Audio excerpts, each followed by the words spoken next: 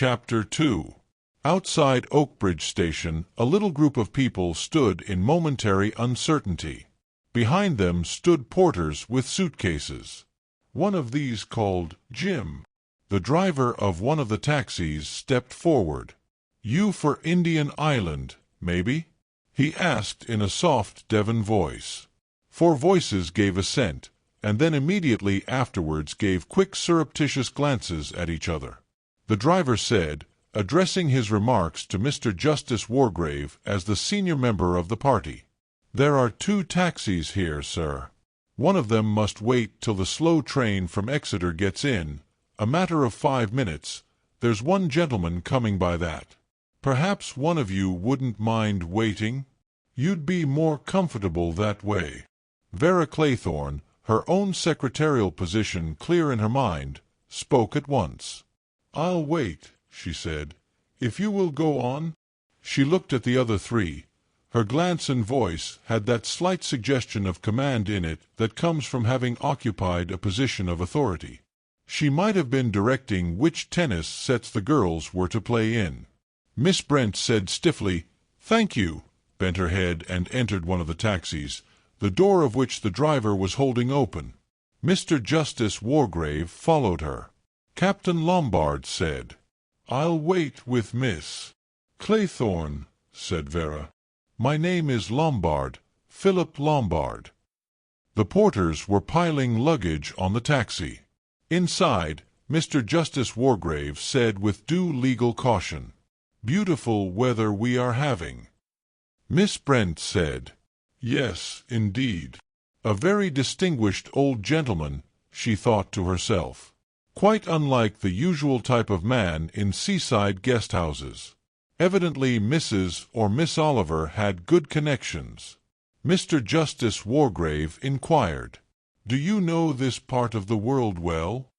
"I have been to Cornwall and to Torquay, but this is my first visit to this part of Devon." The judge said, "I also am unacquainted with this part of the world." The taxi drove off. The driver of the second taxi said, "Like to sit inside while you're waiting?" Vera said decisively, "Not at all." Captain Lombard smiled. He said, "That sunny wall looks more attractive. Unless you'd rather go inside the station." "No, indeed. It's so delightful to get out of that stuffy train." He answered, "Yes, traveling by train is rather trying in this weather." Vera said conventionally, "I do hope it lasts. The weather, I mean. Our English summers are so treacherous." With a slight lack of originality, Lombard asked, "Do you know this part of the world well?" "I've never been here before," she added quickly, conscientiously determined to make her position clear at once. "I haven't even seen my employer yet." "Your employer?" "Yes, I'm Mrs. Owen's secretary." "I see." Just imperceptibly his manner changed. It was slightly more assured, easier in tone. He said, "Isn't that rather unusual?" Vera laughed. "I don't think so." Her own secretary was suddenly taken ill, and she wired to an agency for a substitute, and they sent me. "So that was it. And suppose you don't like the post when you've got there?" Vera laughed again. "It's only temporary, a holiday post. I've got a permanent job at a girls' school. As a matter of fact, I'm frightfully thrilled at the prospect of seeing Indian Island. There's been such a lot about it in the papers." "Is it really very fascinating?" Lombard said, "I don't know. I haven't seen it." "Really? The Owens are frightfully keen on it, I suppose. What are they like? Do tell me." Lombard thought, "Awkward, this. Am I supposed to have met them or not?" He said quickly, "There's a wasp crawling up your arm. Keep quite still." He made a convincing pounce. "There. It's gone. Thank you. There are a lot of wasps about this summer." "Yes, I suppose it's the heat. Who are we waiting for, do you know?" I haven't the least idea." The loud, drawn-out scream of an approaching train was heard. Lombard said, "That will be the train now." It was a tall, soldierly old man who appeared at the exit from the platform. His gray hair was clipped close, and he had a neatly trimmed white mustache. His porter, staggering slightly under the weight of the solid leather suitcase, indicated Vera and Lombard. Vera came forward in a competent manner. She said, "I am Mrs. Owen's secretary. There is a car here waiting." She added, "This is Mr. Lombard." The faded blue eyes, shrewd in spite of their age, sized up Lombard. For a moment a judgment showed in them, had there been anyone to read it. Good-looking fellow. Something just a little wrong about him. The three of them got into the waiting taxi. They drove through the sleepy streets of Little Oakbridge and continued about a mile on the main Plymouth Road. Then they plunged into a maze of cross-country lanes, steep, green, and narrow. General MacArthur said, "Don't know this part of Devon at all. My little place is in East Devon, just on the borderline of Dorset." Vera said, "It really is lovely here. The hills and the red earth and everything so green and luscious-looking." Philip Lombard said critically, "It's a bit shut in. I like open country myself, where you can see what's coming." General MacArthur said to him, "You've seen a bit of the world, I fancy." Lombard shrugged his shoulders disparagingly. "I've knocked about here and there, sir." He thought to himself, "He'll ask me now if I was old enough to be in the war. These old boys always do." But General MacArthur did not mention the war. They came up over a steep hill and down a zigzag track to Sticklehaven, a mere cluster of cottages with a fishing boat or two drawn up on the beach. Illuminated by the setting sun, they had their first glimpse of Indian Island jutting up out of the sea to the south. Vera said, surprised, "It's a long way out." She had pictured it differently, close to shore, crowned with a beautiful white house. But there was no house visible, only the boldly silhouetted rock with its faint resemblance to a giant Indian's head. There was something sinister about it. She shivered faintly. Outside a little inn, the Seven Stars, 3 people were sitting. There was the hunched elderly figure of the judge, the upright form of Miss Brent, and a third man, a big bluff man who came forward and introduced himself. "Thought we might as well wait for you," he said. "Make one trip of it.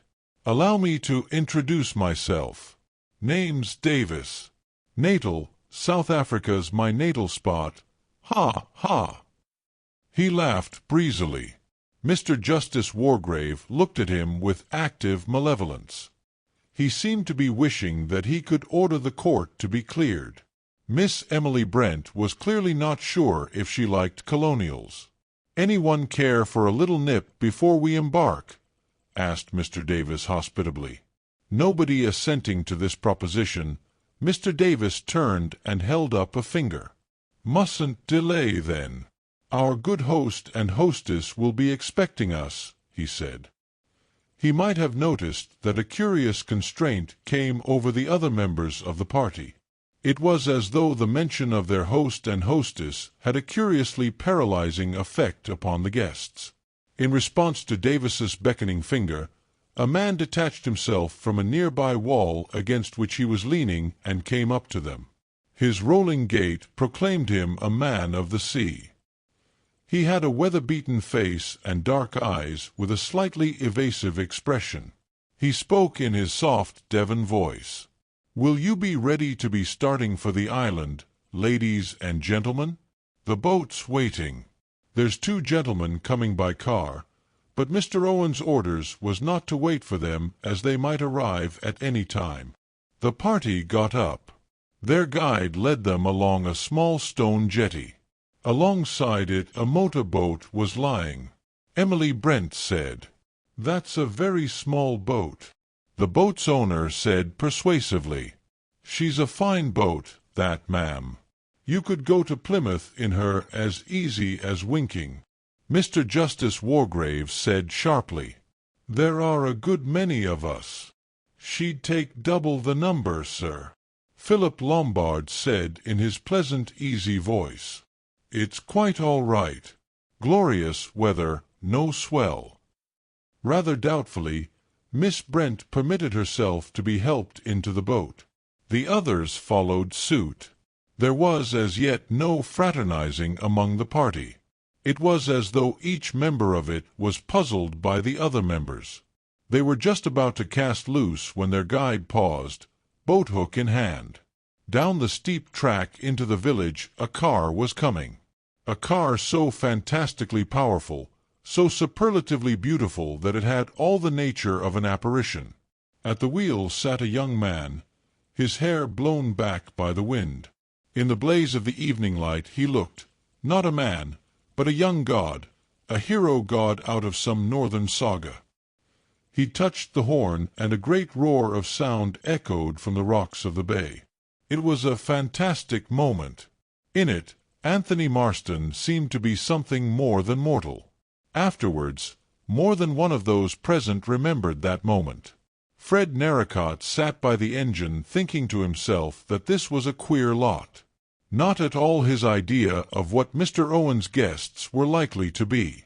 He'd expected something altogether more classy. Togged-up women and gentlemen in yachting costume, and all very rich and important-looking.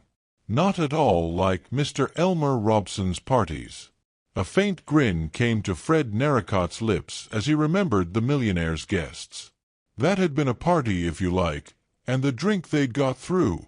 This Mr. Owen must be a very different sort of gentleman.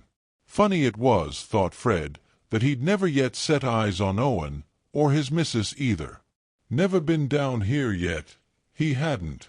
Everything ordered and paid for by that Mr. Morris.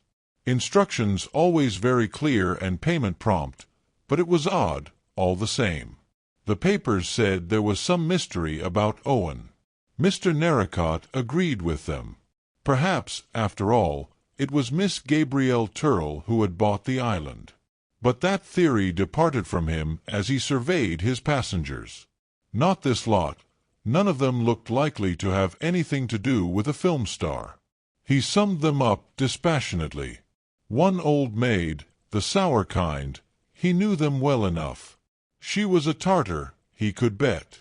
Old military gentleman, real army by the look of him. Nice-looking young lady, but the ordinary kind, not glamorous, no Hollywood touch about her. That bluff-cheery gent, he wasn't a real gentleman. Retired tradesman, that's what he is, thought Fred Narracott. The other gentleman, the lean, hungry-looking gentleman with the quick eyes, he was a queer one, he was. Just possible he might have something to do with the pictures. No, there was only one satisfactory passenger in the boat. The last gentleman, the one who had arrived in the car, and what a car! A car such as had never been seen in Sticklehaven before. Must have cost hundreds and hundreds, a car like that. He was the right kind. Born to money, he was. If the party had been all like him, he'd understand it. Queer business when you came to think of it. The whole thing was queer, very queer. The boat churned its way round the rock. Now at last the house came into view. The south side of the island was quite different. It shelved gently down to the sea. The house was there facing south, low and square and modern-looking with rounded windows letting in all the light. An exciting house, a house that lived up to expectation. Fred Narracott shut off the engine. They nosed their way gently into a little natural inlet between rocks. Philip Lombard said sharply, "Must be difficult to land here in dirty weather." Fred Narracott said cheerfully, "Can't land on Indian Island when there's a southeasterly. Sometimes 'tis cut off for a week or more." Vera Claythorne thought, "The catering must be very difficult. That's the worst of an island. All the domestic problems are so worrying." The boat grated against the rocks. Fred Narracott jumped out, and he and Lombard helped the others to alight. Narracott made the boat fast to a ring in the rock. Then he led the way up steps cut in the rock.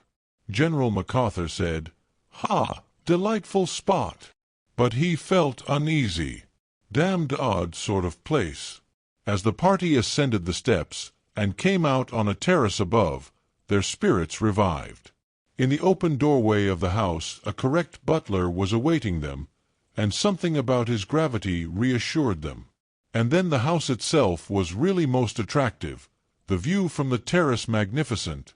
The butler came forward, bowing slightly. He was a tall, lank man, gray-haired and very respectable. He said, "Will you come this way, please?" In the wide hall drinks stood ready, rows of bottles. Anthony Marston's spirits cheered up a little. He'd just been thinking this was a rum kind of show. None of his lot. What could old Badger have been thinking about to let him in for this? However, the drinks were all right. Plenty of ice, too. What was it the butler chap was saying? Mr. Owen, unfortunately delayed, unable to get here till tomorrow. Instructions, everything they wanted, if they would like to go to their rooms.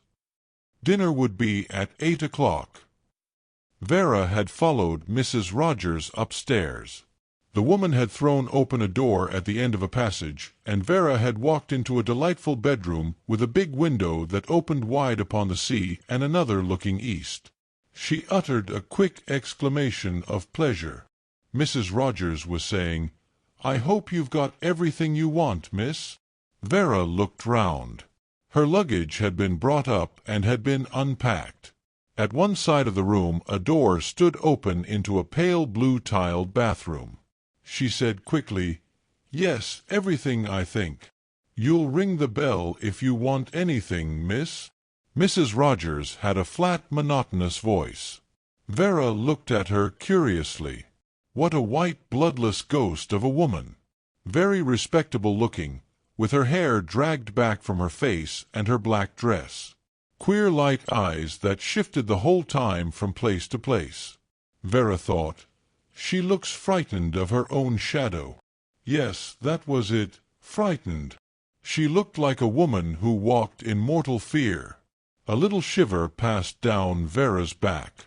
What on earth was the woman afraid of? She said pleasantly, "I'm Mrs. Owen's new secretary. I expect you know that."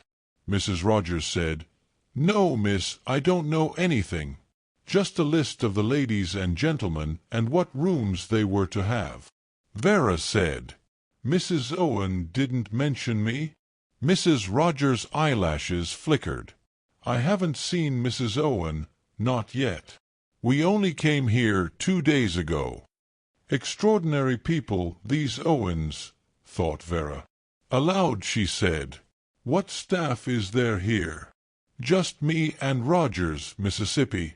Vera frowned. 8 people in the house, 10 with the host and hostess, and only 1 married couple to do for them. Mrs. Rogers said, "I'm a good cook, and Rogers is handy about the house. I didn't know, of course, that there was to be such a large party." Vera said, "But you can manage." "Oh, yes, miss, I can manage. If there's to be large parties, often perhaps Mrs. Owen could get extra help in." Vera said, "I expect so." Mrs. Rogers turned to go. Her feet moved noiselessly over the ground. She drifted from the room like a shadow. Vera went over to the window and sat down on the window seat. She was faintly disturbed.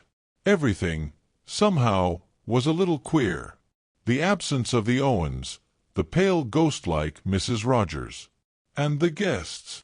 Yes, the guests were queer too. An oddly assorted party. Vera thought, "I wish I'd seen the Owens. I wish I knew what they were like." She got up and walked restlessly about the room.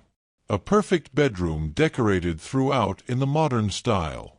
Off-white rugs on the gleaming parquet floor, faintly tinted walls, a long mirror surrounded by lights.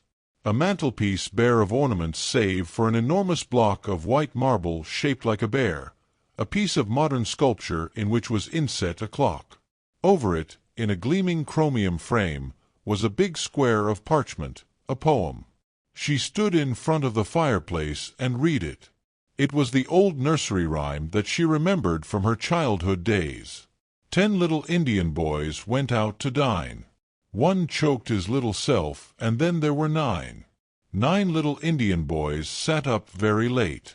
1 overslept himself, and then there were 8. 8 little Indian boys traveling in Devon. 1 said he'd stay there, and then there were 7. 7 little Indian boys chopping up sticks. 1 chopped himself in halves, and then there were 6. 6 little Indian boys playing with a hive. A bumblebee stung 1, and then there were 5. 5 little Indian boys going in for law. 1 got in chancery, and then there were 4. 4 little Indian boys going out to sea. A red herring swallowed 1, and then there were 3. 3 little Indian boys walking in the zoo. A big bear hugged 1, and then there were 2.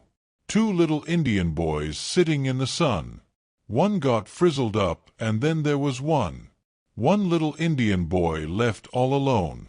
He went and hanged himself, and then there were none. Vera smiled. Of course, this was Indian Island. She went and sat again by the window looking out to sea. How big the sea was! From here there was no land to be seen anywhere, just a vast expanse of blue water rippling in the evening sun. The sea, so peaceful today, sometimes so cruel. The sea that dragged you down to its depths. Drowned, found drowned, drowned at sea, drowned, drowned, drowned. No, she wouldn't remember. She would not think of it. All that was over. Dr. Armstrong came to Indian Island just as the sun was sinking into the sea.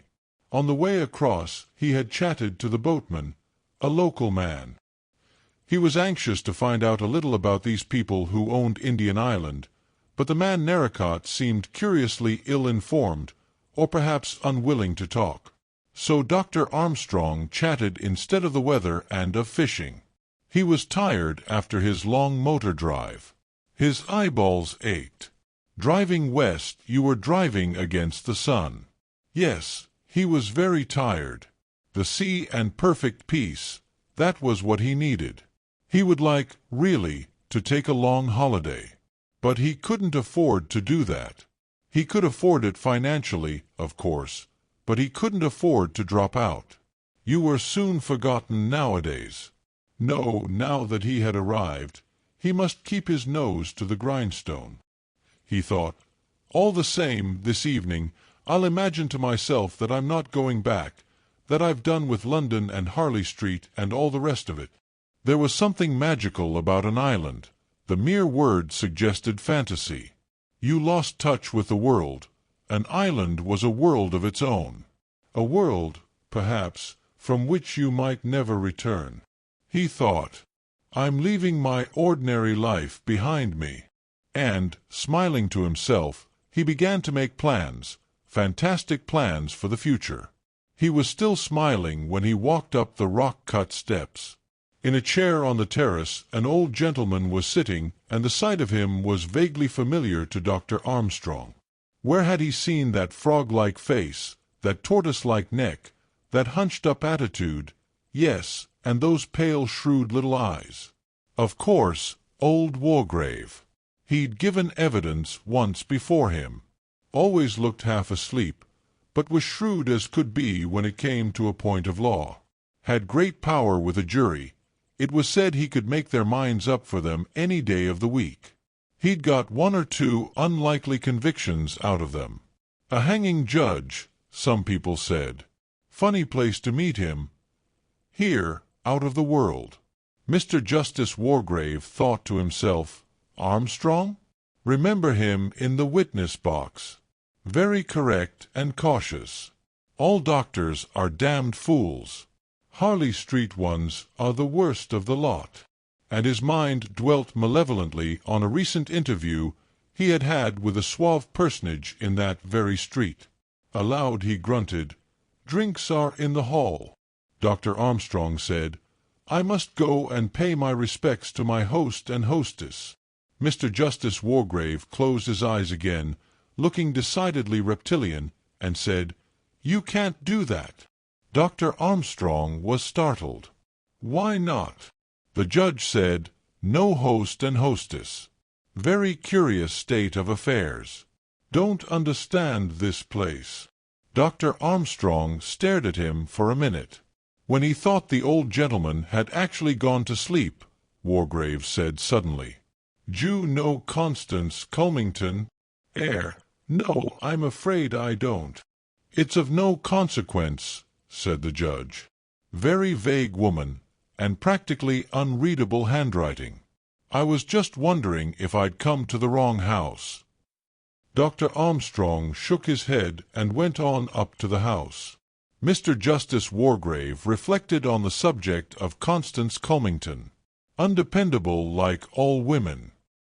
His mind went on to the two women in the house, the tight-lipped old maid and the girl. He didn't care for the girl, cold-blooded young hussy. No, 3 women, if you counted the Rogers woman. Odd creature, she looked scared to death. Respectable pair and knew their job. Rogers coming out on the terrace that minute, the judge asked him, "Is Lady Constance Culmington expected, do you know?" Rogers stared at him. "No, sir, not to my knowledge." The judge's eyebrows rose, but he only grunted. He thought, "Indian Island, eh? There's a nigger in the woodpile." Anthony Mostyn was in his bath.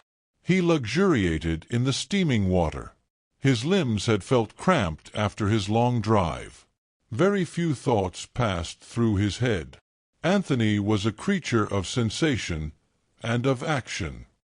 He thought to himself, "Must go through with it, I suppose," and thereafter dismissed everything from his mind.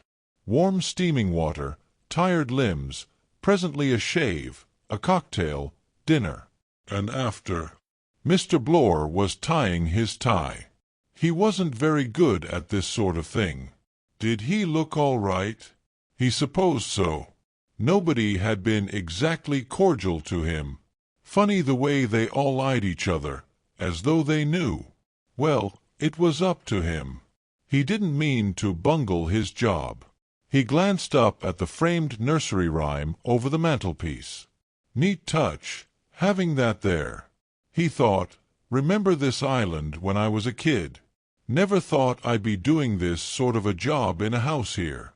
Good thing, perhaps, that one can't foresee the future." General MacArthur was frowning to himself. Damn it all, the whole thing was deuced odd. Not at all what he'd been led to expect. For 2 pins he'd make an excuse and get away. Throw up the whole business.